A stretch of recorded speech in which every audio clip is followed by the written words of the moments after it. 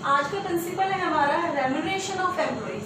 Actually हम इसमें Henry Fayol principal की सीरीज कर रहे हैं और एक एक प्रिंसिपल को हम डिटेल में कर रहे हैं। ओके स्टूडेंट्स, तो अब ये प्रिंसिपल क्या कहता है? ये प्रिंसिपल कहता है कि वॉट एवर द पे और compensation is giving to the employees that must be fair.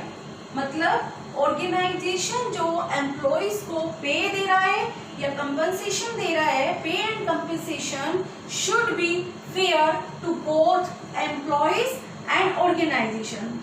ये प्रिंसिपल ये कहता है कि हम जो पे या कंपनसेशन दे रहे हैं ऑर्गेनाइजेशन के अंदर, वो ऑर्गेनाइजेशन और एम्प्लॉइज के लिए फेयर होना चाहिए। एम्प्लॉइज और ऑर्गेनाइजेशन के लिए फेयर होना चाहिए। आप यहाँ पर रेम्यूनरेशन जो है जस्ट एंड फेयर होना चाहिए सबके लिए मतलब एम्प्लॉइज के पॉइंट ऑफ व्यू से भी फेयर होना चाहिए और कंपनी के पॉइंट ऑफ व्यू से भी फेयर होना चाहिए। अब यहाँ पर हमारा जो मेन इंपॉर्टेंट पॉइंट है कि फेयर का मीनिंग क्या है इस प्रिंसिपल के अंदर। तो फेयर का मीनिंग एम्प्लॉइज के पॉइंट ऑफ व्यू से भी देखना है हमने और कंपनी के पॉइंट ऑफ व्यू से भी देखना है। ओके, तो एम्प्लॉइज के पॉइंट ऑफ व्यू से देखते हैं। Employees should be paid fair wages which should give them at least a reasonable standard of living। मतलब क्या ये क्या कहते हैं कि एम्प्लॉइज को कम से कम इतना वेजेस तो मिले, इतना फेयर वेजेस तो मिले कि वो अपना एक रीजनेबल स्टैंडर्ड ऑफ लिविंग जो है वो मेंटेन करके रख सके। राइट, इसी तरह से ऑर्गेनाइजेशन के पॉइंट ऑफ व्यू से या कंपनी के पॉइंट ऑफ व्यू से फेयर का क्या मीनिंग है? फेयर का क्या मीनिंग है कि इतना फेयर तो हो कि वो कंपनी की पेइंग कैपेसिटी के अंदर हो। ओके, कंपनी की पेइंग कैपेसिटी के अंदर हो। ये नहीं कि भाई एम्प्लॉय कुछ और ज्यादा जो है डिमांड कर रहे हैं सैलरी की और वो कंपनी की पेइंग कैपेसिटी के अंदर है ही नहीं, तो वो फेयर रेम्यूनरेशन नहीं होगा। ओके, और यह अगर ये रेम्यूनरेशन ऑफ एम्प्लॉय फॉलो होता है तो इसमें क्या होगा, वर्कर्स और मैनेजमेंट के बीच में एक गुड रिलेशन मेंटेन रहेगा। ओके, तो यहाँ पर मैं आपको देखो एक एग्जांपल दे देती हूँ कि जैसे कि कंपनी को किसी ईयर में ज्यादा प्रॉफिट होता है। ओके, हाई प्रॉफिट्स जो है वो अर्न करती है। ओके, तो वहां पे कुछ पार्ट जो है प्रॉफिट का कुछ पार्ट एज ए बोनस अगर एम्प्लॉइज को दे देते हैं तो एम्प्लॉइज भी काफी ज्यादा हाईली मोटिवेट हो जाते हैं। ओके, मैं फिर से रिपीट करती हूँ इस प्रिंसिपल को। ये प्रिंसिपल ये कहता है कि जो भी ऑर्गेनाइजेशन पे या कम पे दे रही है एम्प्लॉइज को वो फेयर होना चाहिए। और यहाँ पर ये फेयर पॉइंट जो है, फेयर वर्ड जो है, हमें दोनों के पॉइंट ऑफ व्यू से एक्सप्लेन करना है कि एम्प्लॉइज के पॉइंट ऑफ व्यू से फेयर क्या है और कंपनी के पॉइंट ऑफ व्यू से फेयर का क्या मीनिंग है। ओके, तो कंपनी के पॉइंट ऑफ व्यू से क्या मीनिंग है? That must be with in the paying capacity of the company.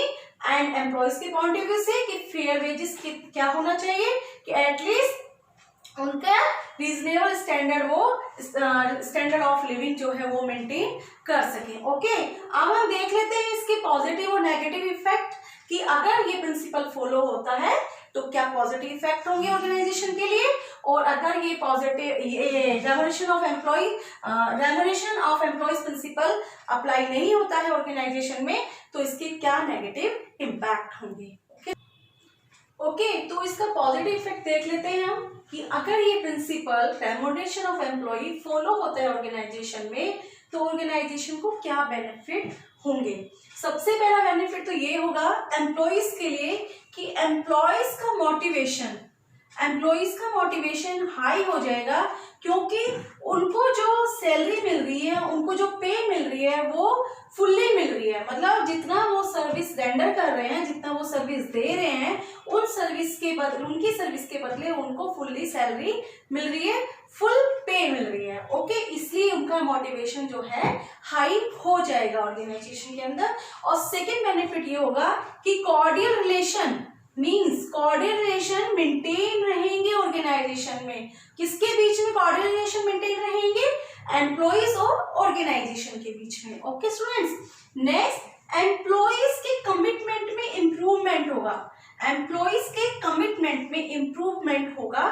Towards the organisation, मतलब वो ऑर्गेनाइजेशन में काम करने के लिए ज्यादा इनिशिएटिव लेंगे। ओके स्टूडेंट्स, तो नेक्स्ट इसका ये इम्पैक्ट देख लेते हैं, नेगेटिव इम्पैक्ट, कि अगर ये प्रिंसिपल ऑर्गेनाइजेशन में फॉलो नहीं होता है तो क्या इसके कॉन्सिक्वेंसेस होंगे। ओके, सबसे पहला तो होगा lack of motivation among employees, कि ऑर्गेनाइजेशन में एम्प्लॉइज के बीच में जो है मोटिवेशन नहीं रहेगा। क्यों मोटिवेशन नहीं रहेगा? क्योंकि उनको प्रॉपर पे नहीं मिलेगी, तो उनको मोटिवेशन जो है एम्प्लॉइज में नहीं होगा। और सेकेंड, अनहेल्दी रिलेशन रहेंगे ऑर्गेनाइजेशन और एम्प्लॉइज के बीच में। और नेक्स्ट, लेबर टर्नओवर इंक्रीज हो जाएगा। क्या होता है labour turnover? Labour turnover increase का मतलब ये है कि उस ऑर्गेनाइजेशन में एम्प्लॉइज जल्दी जल्दी ऑर्गेनाइजेशन को छोड़कर जाने लगेंगे। वहां पर ऑर्गेनाइजेशन में एम्प्लॉइज जो है ज्यादा टाइम तक स्टेबल नहीं रहेंगे।